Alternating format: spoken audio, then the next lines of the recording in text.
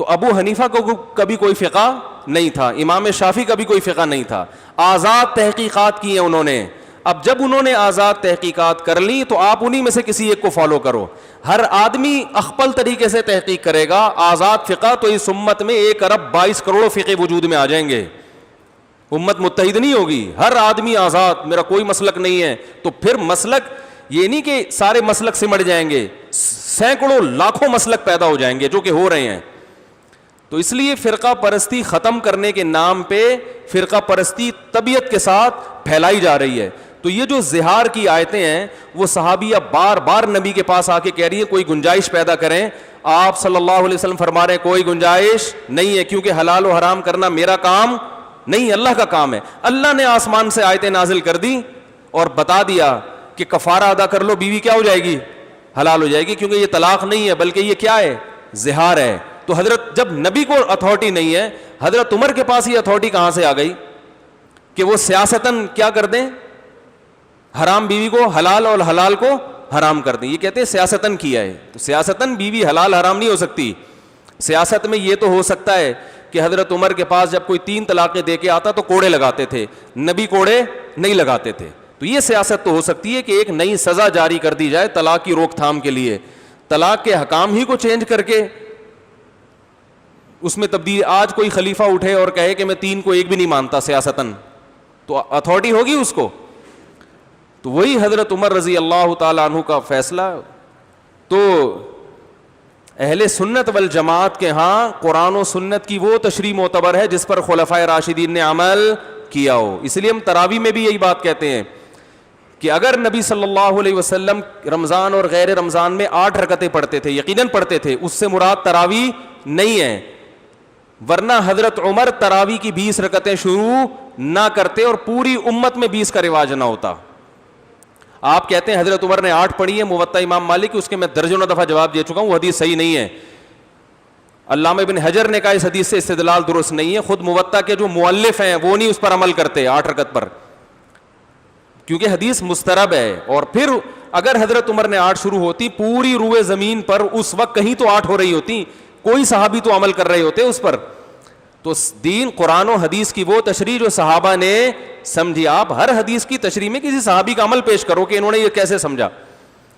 تو ایک اہل حدیث سے اس بارے میں میری بات ہوئی یہی طلاق کے مسئلے میں. میں نے کہا قرآن میں کہاں لکھا ہے ایک مجلس کی 3 طلاقیں ہوتی ہیں, ایک ہوتی ہیں. انہوں نے کہا قرآن کو نبی نے زیادہ سمجھا یا آپ نے. میں نے کہا اچھا, نبی کی حدیث کو صحابہ نے زیادہ سمجھا یا آپ نے. کسی ایک صحابی کا ایک فتویٰ دکھا دو کہ 3 طلاقوں کو ایک کہا ہو کسی ایک صحابی نے. تو یہ سب ہوائی باتیں. تو قرآن و حدیث کی اسی تشریح کو ماننا ہے جو کس کی ہے, جو صحابہ تابعین ائمہ اربعہ کی تشریحات ہیں. اور ہر آدمی جو اخپل طریقے سے اٹھ کے حدیثوں کے نمبر یاد کر کے, آپ کو تو یہ بھی نہیں پتا ہوتا کہ یہ ترجمہ بھی صحیح کر رہا ہے کہ نہیں کر رہا. اور ٹی وی میں ہر طرح کے لوگ بیٹھے ہوتے ہیں, وہ کھلے عام لوگوں کو حدیث بتا رہے ہیں کہ ایک مجلس کی 3 ایک ہوتی ہیں. حدیث میں آتا کوئی اٹھ کے بولنے والا نہیں ہے کہ کون سی حدیث ہے جہاں لکھا ہوا ایک مجلس کی 3 ایک ہوتی ہیں. تو کہاں سے کہاں بات چلی گئی. تو ان صحابیہ نے, اچھا ایک اور دلیل یہ لوگ یہ بھی دیتے ہیں, اسی آیت سے پتہ چلتا ہے, موضوع آ گیا نا آیتیں. یہ لوگ یہ کہتے ہیں 3 طلاقیں اکٹھی دینا حرام ہے. تو حرام جو کام ہے وہ نافذ نہیں ہوتا. جیسے کہ زہار کو قرآن کہہ رہا ہے کہ زہار کرنا ایک بری چیز ہے, تو اسی وجہ سے زہار سے طلاق نہیں ہوئی. یہاں بھی خلط ملط کیا جاتا ہے. زہار سے طلاق واقع نہیں ہوئی, لیکن اس کا ایک شرعی حکم مرتب ہوا کہ بیوی حرام ہو گئی. جب تک کفارہ ادا نہیں کرو گے بیوی کیا رہے گی, حرام. پتہ چلا ایک چیز ناجائز ہوتی ہے, ناجائز ہونے کے باوجود اس کا شرعی حکم اس پر مرتب ہوتا ہے, وہ کالعدم نہیں ہوتی.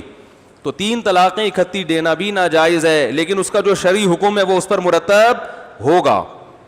تو اب میں آگے چلتا ہوں, یہ درمیان میں گریبیاں چلتی رہتی ہیں بیانات میں. تو بہرحال وہ صحابیاں آئیں, انہوں نے عرض کیا یا رسول اللہ گنجائش. تو اللہ تعالیٰ نے ہمیشہ کے لیے قانون نازل کر دیا. ایک علمی نقطہ تو یہ پتہ چلا کہ حلال و حرام کا پیغمبر کو اختیار نہیں ہے, تو حضرت عمر کو اختیار کہاں سے. دوسرا علمی نقطہ اس آیت سے یہ پتہ چلا کہ زہار ناجائز ہے, اس کے باوجود شرعی حکم اس پر مرتب ہو رہا ہے. تو 3 طلاقیں بھی ناجائز ہیں مگر اس کا شرعی حکم اس پر مرتب ہوگا. یہ دوسرا علمی نقطہ. تیسرا علمی نقطہ وہ یہ پتہ چلتا ہے کہ بعض دفعہ میاں چپکے سے بیوی کو طلاقیں دے دیتے ہیں. میاں بیوی کمپرومائز کر کے ہضم کر جاتے ہیں. یہ صحابیہ کو جب ان کے میاں نے طلاق دی وہ چین سے نہیں بیٹھی کہ نہیں بھائی میں محمد صلی اللہ علیہ وسلم سے فتویٰ لیے بغیر اپنے شوہر کے پاس نہیں جاؤں گی. یہ تقوی کی علامت ہے. ان کا جب بڑھاپا تھا انہیں صحابیہ کا تو حضرت عمر رضی اللہ تعالیٰ عنہ کا دور حکومت تھا, یہ بوڑھی ہو گئی تھیں. تو اللہ نے اس تقوی کی برکت سے کیسا نوازا دیکھیں. حضرت عمر رضی اللہ تعالیٰ عنہ کہیں چلے جا رہے تھے, ان صحابیہ نے آپ کو روک کے پوچھا اے عمر آپ یوں ہو, آپ ایسے ہو, آپ یہ نہیں کر رہے, آپ وہ نہیں کر رہے, جیسے حکمرانوں کو کہا جاتا ہے نا اپنی شکایتیں. تو حضرت عمر کے خادم تھے, انہوں نے کہا چلیں بوڑھی عورتیں, سن لیا. لیکن جب وہ بولے ہی جا رہی تو انہوں نے فوراً ان کو ٹوکا کہ آپ نے کچھ زیادہ کہہ دیا, یہ امیر المومنین ہے. حضرت عمر نے ان کو خاموش کرایا اور فرمایا خاموش رہو, یہ وہ عورت ہے جس کی بات اللہ نے آسمانوں سے سنی ہے اور آیتیں نازل کی ہیں. قد سمع اللہ قول التی تجادلک فی زوجہا, تحقیق سن لی اللہ نے اس کی بات جو اے نبی آپ سے اپنے شوہر کے بارے میں جھگڑا کر رہی تھی. تو کہا اللہ نے جس کی 7ویں آسمان پہ بیٹھ کے بات سنی ہو, عمر اس کی بات کیوں نہ سنے. اور فرمایا کہ اگر یہ عشاء سے لے کے فجر تک بھی مجھے کہتی رہے گی, حالانکہ وہ تو بولتی جا رہی تھی جیسے بوڑھی عورتیں ہوتی ہیں, تو عمر فجر تک ان کی بات سنتا رہے گا. تو یہ تقوی کی برکت تھی کہ یہ مقام ملا. تو اس سے ہماری خواتین کو سبق ملتا ہے, بھائی اگر میاں نے طلاق دے دی ہے تو پتلی گلی سے نکل لو, کمپرومائز کر کے مت بیٹھو. جب تک کوئی فتویٰ نہ مل جائے, علماء سے اس کے بارے میں رہنمائی نہ مل جائے کہ طلاق ہوئی ہے کہ نہیں ہوئی ہے, آرام سے مت بیٹھو. یہ حلال و حرام کا معاملہ ہے. اگر زوجہ کو طلاق ہو گئی ہے تو پھر آگے زنا ہوگا. تو بہت سے کیسز ایسے ہیں میاں بیوی آپس میں مکمکہ کر لیتے ہیں, بس میرے منہ سے غلطی سے نکل گئی تھی, غصے میں نکل گئی تھی, اب چپ کر کے کیا کرو, آرام سے بیٹھ جاؤ. تو ایسا نہیں ہے, آپ کو پوچھنا پڑے گا. چوتھا علمی نقطہ اس سے یہ پتہ چلتا ہے کہ کسی مفتی کے پاس جب طلاق کا کیس آتا ہے تو اس پر لازم ہے کہ وہ قرآن و حدیث کی روشنی میں صحیح جواب دے. طلاق دینے والے کے جذبات اور اس کی مجبوری سے متاثر بولتے کیوں نہیں بھائی نہ ہو. جیسے بعض دفعہ ایسا ہوتا ہے مفتیان کرام کے, ایک مولانا صاحب تھے, انہوں نے مجھے خود بتایا کہ میرے پاس ایک کیس آیا, بیوی بہت رو رہی تھی, مجھے 3 طلاقیں ہو گئی ہیں, میرے بچے ہیں, ہائے ہائے میں مر رہی ہوں, میں یوں. تو کہہ رہے میں نے اس کو بولا اہل حدیث سے فتویٰ لے لو. کہہ رہے مجھے اس پہ ترس اتنا آیا. میں نے کہا حلال و حرام کرنے کی اتھارٹی آپ کے پاس ہے. جب اللہ نے گنجائش نہیں رکھی, اور میں نے کہا اہل حدیث کے جو دلائل ہیں ان کا تو میں نے ان کو جواب دیا کہ وہ قرآن و حدیث کی روشنی میں اہل حدیث کا فتویٰ 3 طلاق کے بارے میں بالکل غلط ہے. میں نے کہا کوئی ایک صحابی کا ایسا فتویٰ نہیں ہے, اور وہ جو حدیث ہے اس کا یہ مفہوم ہی نہیں ہے. تو کہہ رہے یار بڑا ترس آ رہا تھا. میں نے کہا ترس آئے رو رو کے پاگل ہو جاؤ, مفتی بات وہی کرے گا جو کس کی ہے, اللہ کی. آپ صلی اللہ علیہ وسلم سے زیادہ رحم دل کوئی ہو سکتا ہے؟ وہ خاتون آئیں بار بار گڑ گڑا رہی ہیں, میرے چھوٹے بچے ہیں, میرے میاں بوڑھے ہیں, میاں سے بے پناہ محبت کرتی تھی, نہیں چھوڑنا چاہتی تھی. بھائی غصے میں میاں سے زبان سے یہ لفظ نکل گیا, آپ نے کیا فرمایا, آپ ان کے جذبات سے متاثر نہیں ہو رہے, کیونکہ حلال و حرام کرنا کس کا کام ہے, اللہ کا. پھر اللہ نے سنی ہے, وَتَشْتَكِي إِلَى اللَّهِ, اللہ کی طرف ہاتھ اٹھا کے کہتی تھی, اللہ نے سن لی. تو آج بھی اگر کسی مفتی پر جبریل علیہ السلام وہی لے کے آ جائیں اور کہہ دیں کہ اس کو گنجائش دے دو, تو پھر مفتی کے لیے اجازت ہے. اور ایسا ممکن اب ہے نہیں. جبریل آئیں گے تو تھپڑ لگا کے جائیں گے, ٹھیک ہے نا. اب چینج تھوڑی ہو سکتی ہے, جتنی گنجائشیں اللہ نے دینی تھی دے دی. تو آپ صلی اللہ علیہ وسلم جو اتنے رحم دل ہیں وہ نہیں ترس کھا رہے, وہ ترس اس لیے نہیں کہ بھائی یہ تو اللہ کا فیصلہ ہے نا, میں کیسے کروں. تو اسی طرح یاد رکھو ایسا ہوتا, ہمارے سامنے تو بہت کیسز آتے ہیں. ابھی چند دن پہلے کیس آیا, شوہر میاں بیوی میں بڑی محبت تھی, دھڑا دھڑ طلاقیں نکال دیں غصے میں اس نے. اب جب پوچھا, یہیں بیٹھے ہوئے تھے, میں نے کہا ہو گئی, دونوں رونے لگے پھوٹ پھوٹ کے, اتنی محبت, دونوں رو رہے ہیں بیٹھ کے. یہ ایسا ہی ہے بندوق سے گولی نکال کے ٹھا کر کے مارو پھر رو کہ میں نے بیچارے کو کیا کر دیا. ایسا بھی ہوتا ہے نا, ہمارے بعض سیاستدان ہیں جو قتل کرتا ہے نا, جنازے پہ سب سے زیادہ وہی رو رہا ہوتا ہے, جنازے پہ سب سے زیادہ. بھائی ایسا ہوتا ہے کہ نہیں ہوتا؟ بعض دفعہ جس دہشت گرد نے مارا ہوتا ہے کندھا وہی دے رہا ہوتا ہے. تو یہ جو 3 طلاقیں دے کے میاں رو رہا ہوتا ہے نا, اس کو 2 تھپڑ لگایا کرو کھینچ کے نالائق کو. یہ سیاستن بھی روتے ہیں تاکہ ہمارے اوپر بلی نہ آئے. روئیں گے دھوئیں گے, سسرال کا دباؤ بھی کم ہوگا, لوگ بھی کہیں گے بیچارے کے منہ سے غلطی سے نکل گیا, اب اس کو ندامت ہے, ہائے ہائے, کہیں گے چلو اب فتویٰ مل گیا, حرام ہو گئی یار, کیا کریں اب بس غصہ میں. تو بھائی کیوں نکالا غصے سے؟ غصے میں تھپڑ مار دیتے, اس کی تلافی ہو سکتی ہے, آپ کے بھی لگ جاتا ہے ایک آدھ. ہر چیز کی تلافی غصے میں ہو سکتی ہے. بندوق کی تلافی ہے؟ بولو نا. تو طلاق کی بھی تلافی نہیں ہے. ثلاث جدہن جد وہزلہن جد, صحیح حدیث ہے. تین چیزیں ایسی ہیں جن کی حقیقت بھی حقیقت اور مذاق بھی حقیقت, اور شریعت کی یہ حکمت ہے, کیونکہ اگر اس طرح غصے میں اور مذاق میں طلاقوں کو شریعت کنسیڈر نہیں کرتی تو طلاق کے لفظ کو کھیل بنا لیا جاتا. طلاق نے دیتے عورت سمجھتی اب میرا نکاح ختم ہو گیا, کہیں اور نکاح کرنا چاہتی, وہ کہتے میں تو رو رہا تھا, میں تو غصے میں تو آپ کو پتا ہے میں تو پاگل ہو جاتا ہوں غصے میں تو باولا ہو جاتا ہوں, میرا تو دماغ خراب ہو جاتا ہے. بیوی کہے گی ہاں خراب تو ہوتا ہے آپ کا دماغ, یہ تو میں نے کئی دفعہ دیکھا ہے. کس کا دماغ خراب نہیں ہوتا غصے میں بھائی؟ کون نارمل ہے آج؟ غصے میں دماغ سیٹ ہو تبھی تو انسان, وہ تو فرشتہ بن جائے بھائی. کسی کا غصے میں دماغ خراب نہ ہو, بالکل صحیح ہو, وہ تو پھر اس کو تو پیغمبر کے حلم سے حلم ملا ہے اس کو, ٹھیک ہے نا, اس کو تو لیڈر بنا دینا چاہیے قوم کا.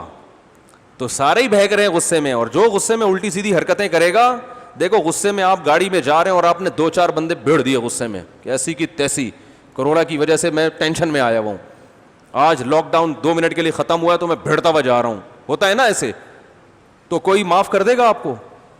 بھائی میرا جھگڑا ہوا تھا, میں بیوی سے جھگڑا ہوا تھا, اب آپ بتاؤ اگر میں, جب جھگڑا ہوتا ہے تو غصے میں آدمی نکلتا ہے, تو 2-4 بندے اگر آ گئے تو میرا کیا قصور ہے؟ تو غصہ پوری دنیا میں کسی قانون میں بھی غصہ ایک کوئی عذر کسی قانون میں سمجھا نہیں جاتا. دنیا میں کوئی قانون بتاؤ کہ کہیں امریکہ میں, جاپان میں کوئی آدمی عدالت میں گیا کہ میں نے غصے میں یہ کام کیا ہے, لہذا عدالت اس کو چھوڑ دے یا سزا کم کر دے, کہ جس نے آرام سے ہنسی خوشی کسی کو قتل کیا ہے وہ تو لٹکے گا, جو غصے میں پاگل ہو گیا تھا وہ لٹکے گا نہیں, اس کو عمر قید دی جائے گی. کوئی فرق ہے؟ دنیا کے کسی قانون میں آپ کے غصے سے نکلے ہوئے الفاظ کلعدم نہیں ہے. غصے میں کلمہ کفر زبان سے بولو گے کیا ہو جاؤ گے؟ کافر. شیطان نے غصے میں ہی تو بولا تھا میں سجدہ نہیں کروں گا. او بھائی جان کیا ہو گیا, بات سمجھ میں کیوں نہیں آ رہی؟ دیکھو شیطان کے ساتھ کیا تھا, دماغ بھنوٹ ہو گیا تھا نا اس کا. شیطان نے, جب اللہ نے شیطان کو کہا سجدہ کرو, شیطان نے کہا نہیں کروں گا. یہاں تک تو نارمل حالت تھی شیطان کی, بھائی یہ مجھے مٹی سے بنایا, یہ کس سے؟ آگ سے. دلائل دے رہا ہے اگرچہ غلط ہیں, لیکن کوئی تو دلیل دی نا اس نے, اگرچہ غلط دلیل دی. اللہ نے کہا نکل جا, دربار سے نکل جا. اب شیطان کو آ گیا کیا, اب آگے جتنی باتیں کر رہے ہیں نا وہ بالکل ہی بہکی ہوئی, بجائے اس کے کہ وہ یہ کہتا کہ اللہ تو مجھے نکال رہا ہے, میں معذرت کرنے کے لیے تیار, میں معافی, یہ تو بہت ہی زیادہ ہو گیا, میں نے تو ایک لاجک پیش کی تھی کہ یہ آگ سے, میں آگ سے, یہ مٹی سے کیسے سجدہ کروں؟ تو اللہ نے کہا نکل جا. اس کو آ گیا غصہ, اس نے کہا اس آدم کی وجہ سے میری بے عزتی ہوئی ہے, تو مجھے مہلت دے قیامت تک, فبعزتی کا, تیری عزت اور جلال کی قسم. غصے میں آدمی قسمیں اٹھاتا ہے نا, کہتے ہیں نا مجھے تیرے سر کی قسم اب تو میں یہ کر کے چھوڑوں گا, تیری عزت. اور کیونکہ شیطان کو پتا تھا اس وقت اس سے بڑی قسم کوئی ہو نہیں سکتی, سب سے بڑی قسم اٹھائی, تیری عزت اور جلال کی قسم, لأغوینہم اجمعین ثم لآتینہم من بین ایدیہم ومن خلفہم وعن ایمانہم وعن شمائلہم. دائیں سے بھی, بائیں سے بھی, آگے سے بھی, پیچھے سے بھی, ہر طرف سے آ کے ان کو گمراہ کروں گا, تیری عزت اور جلال کی قسم. تو غضبناک ہی تو تھا وہ شیطان, ورنہ نارمل کنڈیشن میں ایسی باتیں نہیں کی جاتی. نارمل کنڈیشن میں یا تو یہ سوری کرتا, سوری نہیں کرتا تو چلا جاتا وہاں کونے میں جا کے بیٹھ جاتا, انڈا موڑ پہ آ کے چائے پینا شروع کر دیتا کہ چلو یار تھوڑا دماغ سیٹ کرو, دیکھتے ہیں بعد میں. ایسا ہی ہوتا ہے نا کہ اب اللہ نے نکال دیا, اب کیا کریں, دربار سے نکال دیا تو ذرا سائڈ پہ جا کے بیٹھیں گے, اور کچھ 2-4 اور شیاطین کو بلا لیتا, یار اب نئی پالیسی بتاؤ کیا ہونی چاہیے, پلان اے تو ہو گیا, پلان بی کا بتاؤ کیا کرنا ہے, ٹھیک ہے نا, صبر صبر صبر. تو ان کو بولیں آدھے گھنٹے بعد, تو کوئی نئی پالیسی بناؤ, کوئی ایسا پروگرام نہیں, مشورہ کر لیتا اور 2-4 شتونگڑے جمع کر کے, ٹھیک ہے نا,